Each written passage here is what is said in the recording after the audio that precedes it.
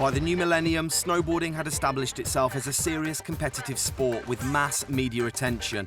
Riders were making a good living from sponsorship and prize money, and where other sports would stagnate, one man made sure this didn't happen with snowboarding. Terje just doesn't like being bored. Terje is always looking to provoke a situation to try and evoke it into something new and fresh and dynamic. And if he feels something stagnating or it's becoming status quo, he'll press the button.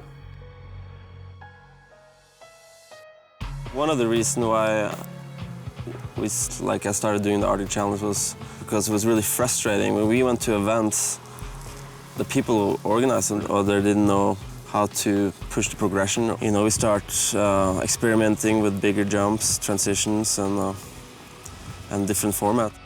The Arctic Challenge was to become the benchmark for event progression, and amongst the many stars invited to Norway was a 14-year-old by the name of Shaun White.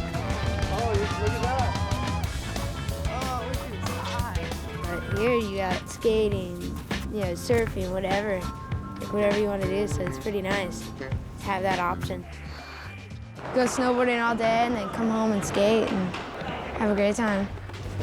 Shaun White here, just showing us how incredibly good he is for his age. Yeah! What do you want to do? Should we do the first session, the 1.5 hour, and pick out some guys to the Vagle session, or do you need more training? Everybody should just ride the whole time. Just keep everybody together and just jam. For the first time, the event format truly was in the hands of the riders.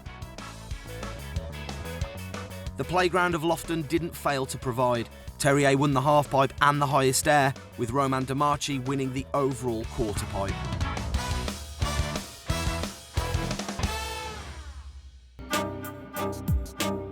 The 2001 US Open gave rise to the likes of Ross Powers and Andy Finch, but it was Danny Cass who took the halfpipe win. It was to be his first of 4 over the coming years and won him a ticket to ride at Norway's Arctic Challenge. The most important thing for having an event or competing, if you have a good course, a good elements to ride on, the level's going to rise and you're going to see better riding. Some of that better riding was to be provided by Terje Haakonsen himself, but his record for the quarterpipe's highest air set the previous year was to be blown out of the water. The crowd watched in anticipation as the young Heikki Saucer hit the quarterpipe. He was a man on a mission and sent it into space. By the time he came down, the judges calculated he had smashed the world record, flying an incredible 9.35 metres out of the pipe. This record would stand for 5 years. The halfpipe also had a shake-up, with Danny Cass and Terje being tipped to the top by the young Shaun White, who was quickly growing in stature and ability.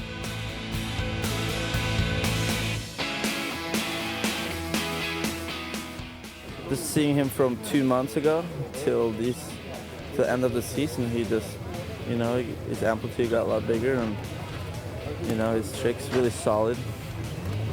It's good to see.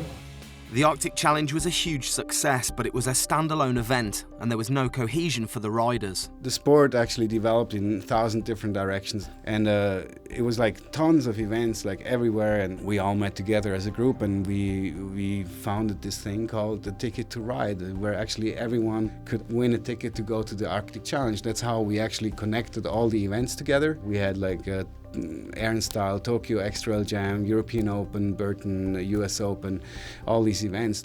But the concept was that the winners of these really well-established, high-prestige, respected snowboard events would generate their winner into the Arctic Challenge, which would not be the final of the tour.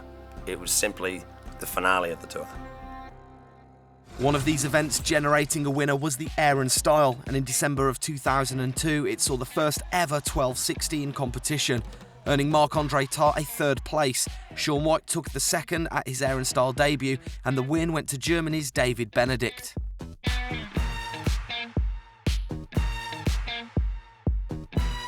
In 2003, the SB Jam was held with the New Year's celebrations in Davos, Switzerland, and another Californian was making a name for himself. Enter Andy Finch. He and Travis Rice would dominate the airways for the coming 3 years. everyone was just sessioning it and having such a blast and cheering everyone on. I mean, so many guys rode so good here tonight. It was awesome. Slopestyle courses were getting bigger and jibbing was on the up. Finland's Jussi Oksanen proved his all-round skills by taking the Burton European title in 2003. Slopestyle competitions gained popularity with Markku Koski winning the 2003 Quicksilver Slopestyle Pro. With Saucer, Oskanen and Koski, the first wave of Finnish superstars, ruled the contests. Massive crowds turned up in Stratton Mountain to see the still young Shaun White win the US Open slopestyle, and Travis Rice proved his all-round skills to win the first US Open Rail Jam. The two Americans won TTR tickets and headed to the Arctic Challenge. They dominated the 2003 competition in Norway, with Travis winning the quarter pipe, a very popular competition format at that time.